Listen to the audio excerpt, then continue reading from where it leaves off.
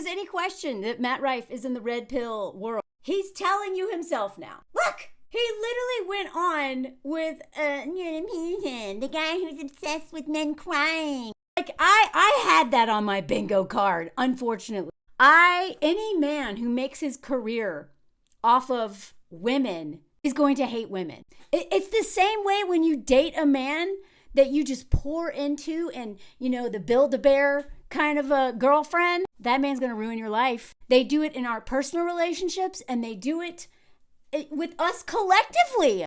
Like, okay, just give me a second. Before I dig into what this guy said on Jordan Peterson's podcast, this guy, or rather this guy, or this guy, whatever this man is, he is obsessed catering to the male gaze. Gaze, okay?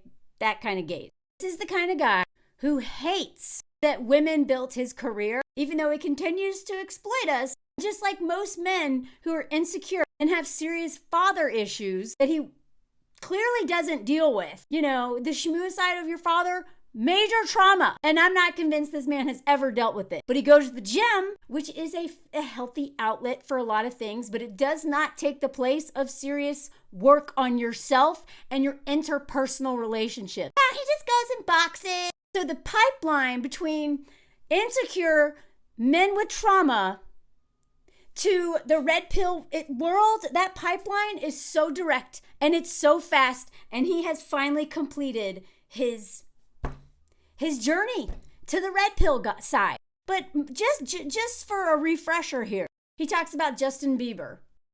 Every guy on the planet was like, "Fork that dude. What a little twerp. His music sucks. All the girls like him." Right? Because men are jealous. But he doesn't seem to understand what Samantha and Schmegs in the Cities called this with Smith. Yes, first, sometimes you do attract, like the Beatles. The Beatles are a perfect example. The women were like fainting, teenage girls, and then they became this iconic, world-famous group that men still obsess over. Like, y'all need women, and you hate that you need women. So some men just, keep going, and other men, like Matt Rife, are like, no, but I want the men, and I want them now, and I'm going to get them by pivoting and turning on women. So you got the men, bro, but the men that you got are men that hate women. Okay? Is that what you wanted? I think that's what you wanted. He was like, look, now there's like a lot of Justin Bieber fans. So, but you don't want too much of a girl fan base because the guys hate you. Now, before he got famous, thanks to women, he was like a loser in Los Angeles. He couldn't get acting gigs. He could barely pay his rent. Wasn't selling tickets, and then the followers came. Who are those followers? Women, especially on TikTok. He admits that he purposely plays the charming, ignorant F-boy. At the end of the day, I'm not really that persona. Yeah, you know what? I think you actually are that persona, except I'm not even convinced you like women. He likes women, but hates that he didn't have a father because his father unalived himself, that he relied on his mother, and he has all women in his life. This is what drives me crazy. So many of these men who will not deal with their dad issues, who literally relied on women to feed them and nurture them and take care of them. John Hamm, video I did about him, same thing. Dude didn't have parents. But who took care of him? Women. Who does he exploit? Women. Who does he treat like crap? Women. And other people too, I'm sure. But women. These men, they hate how much they need women. And as soon as they realize that they just want men to like them, they pivot to the red pill side. He insisted himself that men actually follow him. They do. They like me. So what did he do? He purposely made a Netflix special to make sure those men know they are more important than any of these stupid burgers who follow him. He admitted it here. He wants showing people that, despite what you think about me online, I don't pander to my career to women. I promise. I want men to like me. I would argue this special is way more for the guy. And that's why he threw those domestic violence jokes in there. So, of course, Jordan Peterson loves Matt.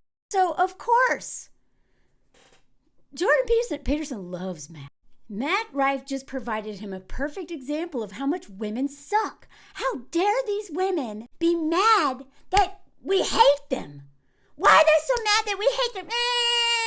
Y'all know, like sensitive artists, man. I swear, then you have Andrew Tates over here who are like, raw, right? Football player, jock, like player. And then the other side of that is the equally as terrifying and dangerous is the sensitive men who hate women. You don't let us cry. Even though every time we cry is to manipulate you. It is not out of real vulnerability. It's literally to gaslight you or do anything to shut you up because we're the center of the world and how dare you challenge us on anything. You don't let us be vulnerable. You don't let us cry.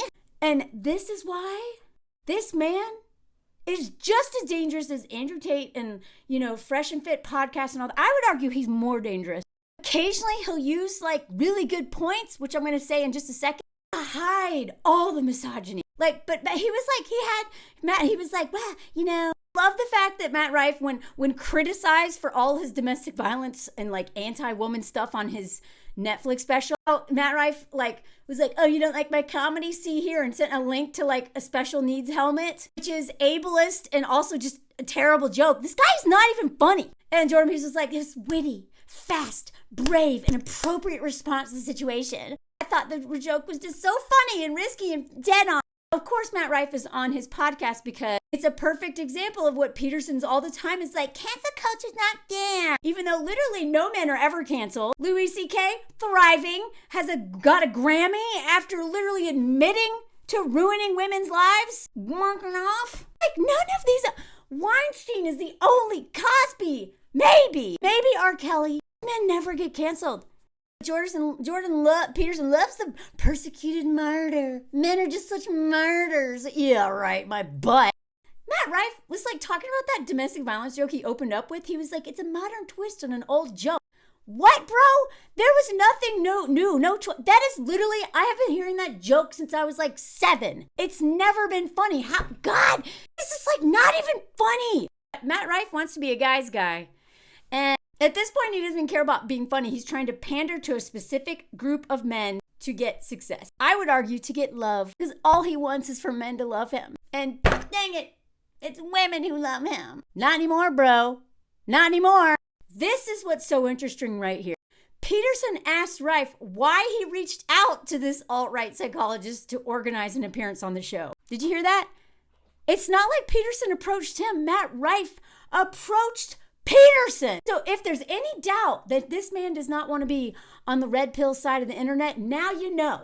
So Rife replied, I'm a huge fan, man. Listen, you and I have never met, and I'll be truthfully honest, I haven't done extensive research into everything you've done. I find you to be a very kind man, yeah, right, and very well spoken, and someone who stands on their morals and the realism of society today. And I think that's incredibly rare. Did y'all hear that? It's like, I'm a huge fan, but I literally haven't researched you at all. He couldn't even bother to do research about the host while we're maneuvering to access this man's platform. That's what it's about. Matt Rife wants to access Jordan Peterson's platform. This is a very strategic move, y'all. Peterson can teach Rife plenty about pandering to angry, lonely men on the internet, even if Peterson himself can't relate to like having a large female fan base. Because like in general, women haven't ever really liked Peterson. Although he has tried to win us over with some dumb stuff. This article, he's completed his red pill journey. Look, Matt Rife bragged that he gained more followers because of that domestic violence joke. What's so funny is that these two, Jordan and Rife, they don't really know much about each other at all, other than wanting to exploit each other's audiences. It's all about money, y'all. We have one thing in common, and this is infuriating. The belief that men who support women are sneaky rapists. And this is the example I was going to get to. Sometimes this is true. I talk about it. I do not trust men on the left, oftentimes, any more than men on the right, because they use feminist language, and they to the outside world, they're the nice guy, and then behind doors, they're a monster. So I absolutely agree that a lot of men who claim to love women and nice guys aren't to be trusted. They have to earn our trust over a long period of time, and that trust is conditional. This same way it is with white people. No matter how far left we are often dangerous. What he says about men who love women. There's nothing worse than a man who tries to worm his way in with a group of women by pretending to be on their side. That's what Rife did. But he thinks because he does it that all men must secretly hate women. They think men are incapable of supporting women without also wanting to fork them. Oh, he also thought domestic violence was helpful to women. What?